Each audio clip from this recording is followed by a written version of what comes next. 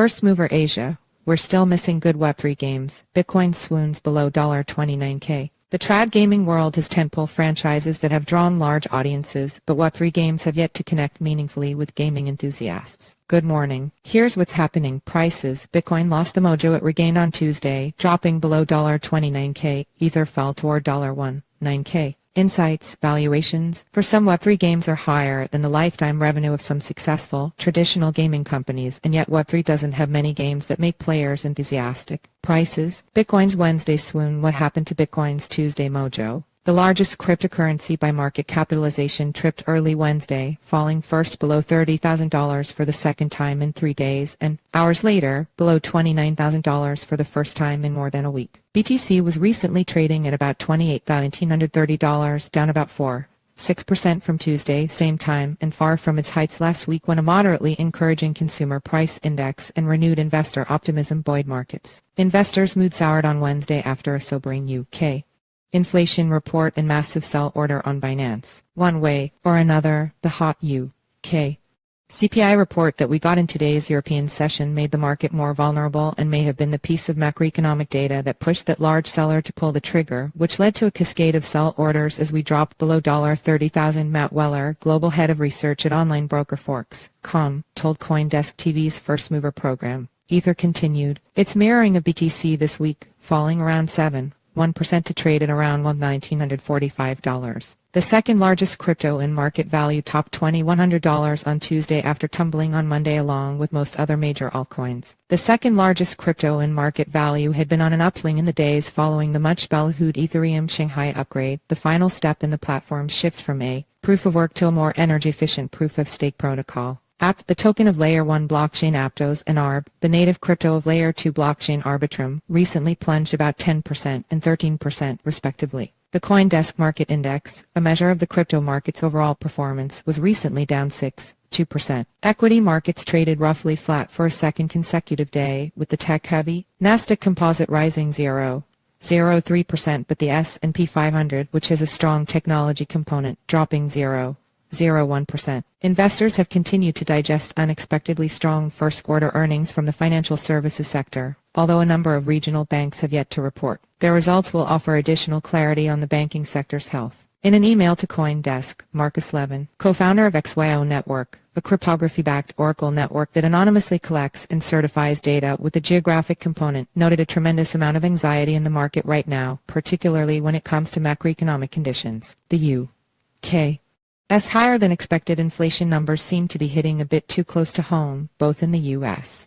and in other countries where monetary policy is tightening and fears of a recession are growing, Levin wrote. It seems as though all these macroeconomic concerns may finally be catching up with Bitcoin. He added that after Bitcoin's strong gains in recent weeks, it's not surprising to see consolidation. Crypto markets have always been particularly susceptible to price fluctuations, so none of this should be cause for panic. Insights. Web3 lacks good games for all the billions in market share that Web3 gaming and the metaverse command. There's one thing missing, a good game. The traditional gaming world is tentpole franchises that haven't made in revenue over their lifespan what some Web3 games are worth. Yet you can find plenty of people that have played a chapter of Grand Theft Auto, Halo, or have joined a multiplayer skirmish in PUBG or Call of Duty. Some of these games are memes of the moment. PUBG seemed omnipresent in 2017-2018 with its fast-paced mobile-friendly action, but is not so big anymore. But it's likely harder to find someone that's done the same for a Web3 game. Mention PUBG around gamers, and most will know it. Can the same be said about a Web3 game? In a report from last week, DAP Radar argued that Asia is going to dominate Web3 gaming. It bases this response on a survey where 48.6% of respondents said that blockchain games seem interesting. But what about after they give them a try? Are they still interesting? Square Enix thinks there's a market. The studio behind the Final Fantasy game franchise, which is as close to the holy canon as it gets for gamers, is apparently bullish on the vertical, having recently unveiled a trailer for its first Web3 game. Its fans, though, aren't as sold. Some of the highest-rated comments in response to the video are overwhelmingly negative. How do I dislike a video more than once, said Jay Mickey. With this rate, the next Final Fantasy will be the Final Fantasy, added another. Important events, 9:15 a.m. HKT/SGT115 UTC People's Bank of China interest rate decision 11:30 p.m. HKT/SGT15 30 UTC Bank of Canada's Governor Macklem speech 7:30 a.m.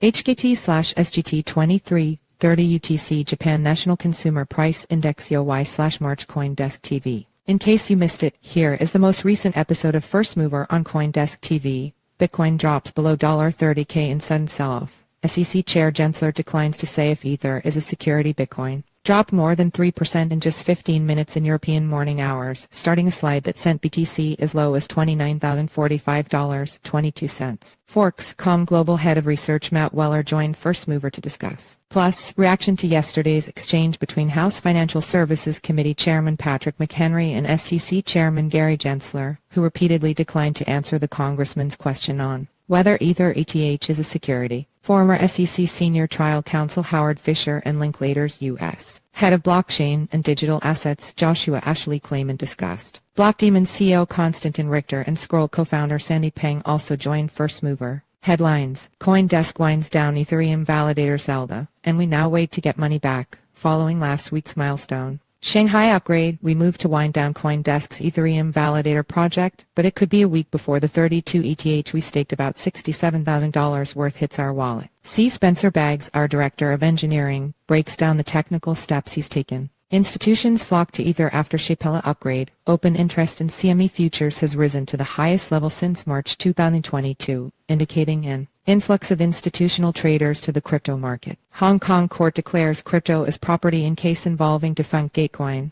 The ruling would give Hong Kong liquidators more clarity on how to treat crypto assets caught up in winding down procedures. Law firm Hogan Level said. Crypto wealth manager OnRamp taps CoinDesk indices to create customized portfolios. The partnership will provide advisors with a wider range of options for shaping successful portfolios. Russia plans to mine crypto for cross-border deals, says central bank. International sanctions have been imposed on the country to exclude it from the U.S.